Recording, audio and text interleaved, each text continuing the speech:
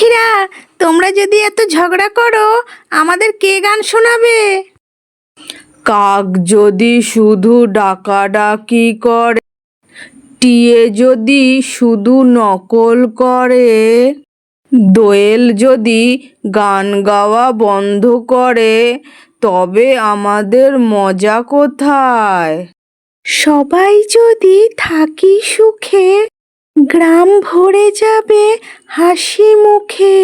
তাই তো আমরা সবাই মিলে বাসা বাঁধবো, খাওয়ার ভাগ করব।